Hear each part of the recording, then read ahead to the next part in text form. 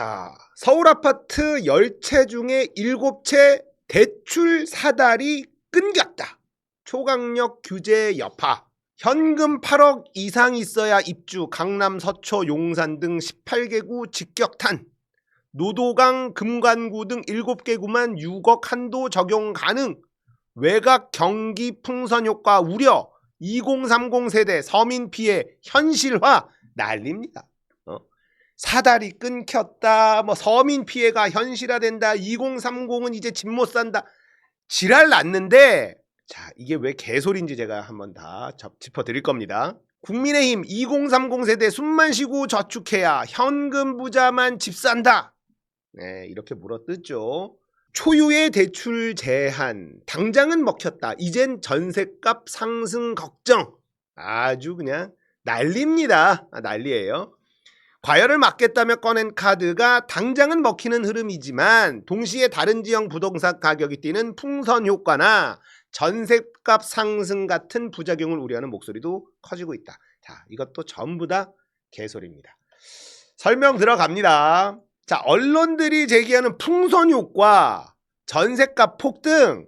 자, 이게 개소리인 이유. 자, 우리나라 아파트 값이요, 이 모양 이 꼴이 된 원흉이 있습니다. 그게 뭐냐, 누구냐, 바로 이명박이에요.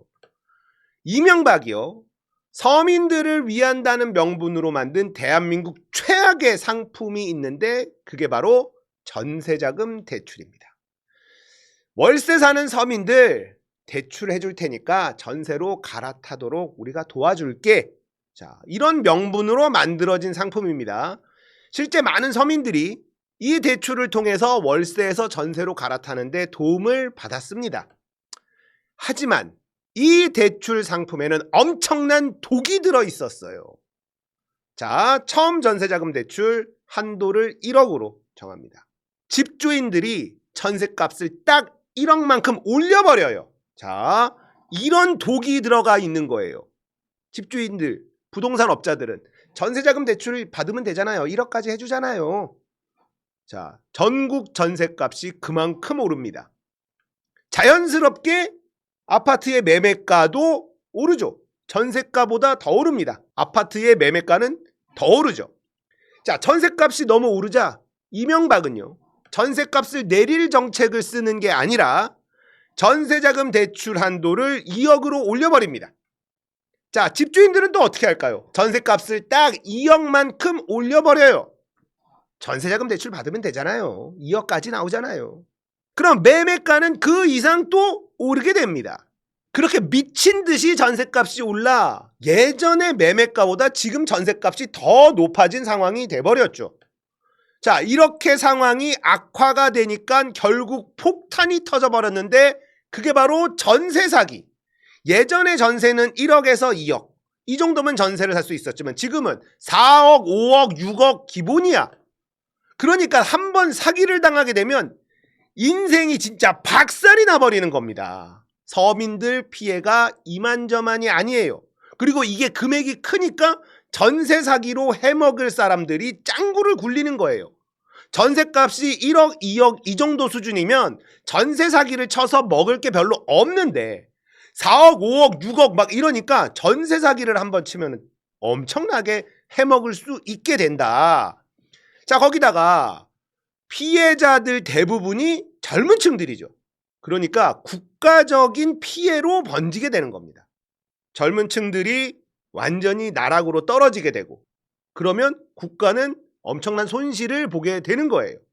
이 사기 맞은 돈을 갚기 위해서 젊은 층들은 엄청난 노력을 하면서 살 수밖에 없는 거고, 그렇게 된 걸 사기당한 금액을 변제하는 데 다 시간을 쏟아야 되니 국가적으로도 얼마나 손실이 큽니까?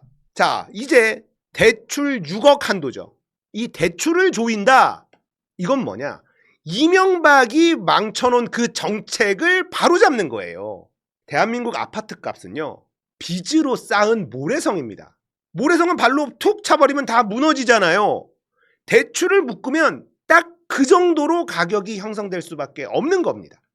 자, 우리는 전세자금 대출이라는 괴물을 다 받고 그 효과도 받기 때문에 이 대출 6억이 주는 의미를 이제 이해할 수 있다라는 겁니다. 대출 6억 한도면요, 이제 아파트 값의 기준이 6억이 됩니다.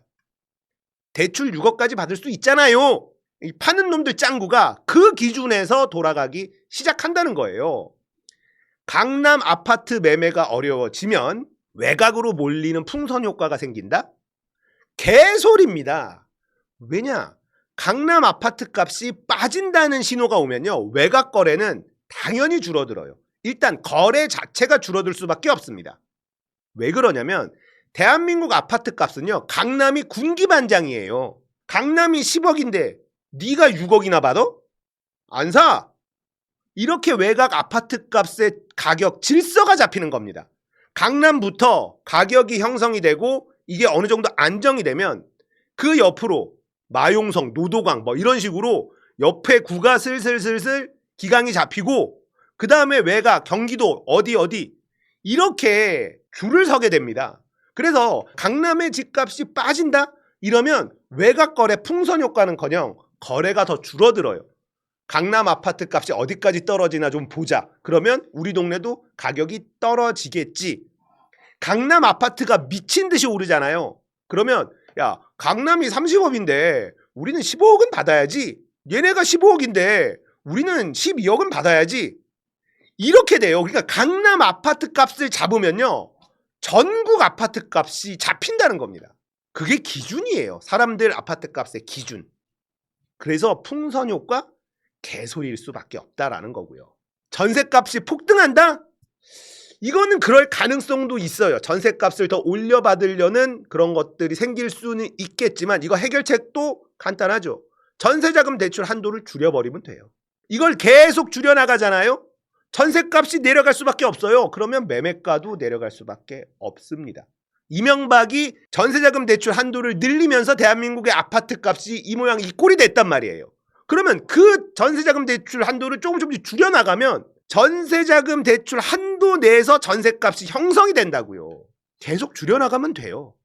자, 이재명 대통령의 이번 정책은요, 대한민국 부동산이 망해가는 원인을 정확하게 알고 이제 정책을 낸 거예요. 이제 대한민국 부동산은 투자 매력, 투기 매력이 없어진 겁니다. 부동산으로 흐르는 돈을 막아버린 거예요. 그러면 자연스럽게 주식시장으로 돈이 흐를 수밖에 없게 됩니다.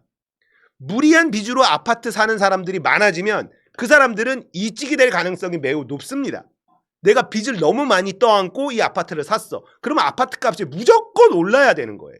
왜냐? 내가 매달 내는 이자보다 더 많이 올라야지 이익이 되잖아요. 그러면 어떻게 해? 민주당보다는 아무리 등신 같고 나쁜 짓을 해도 국민의힘을 찍는 거예요. 부동산 안 떨어지게 애를 써주니까. 그래서 빚내서 집 사는 사람들이 늘어나고 그 빚의 크기가 커지면 커질수록 이 사람들은 자신들의 생존을 위해서 이직을 하게 되는 겁니다.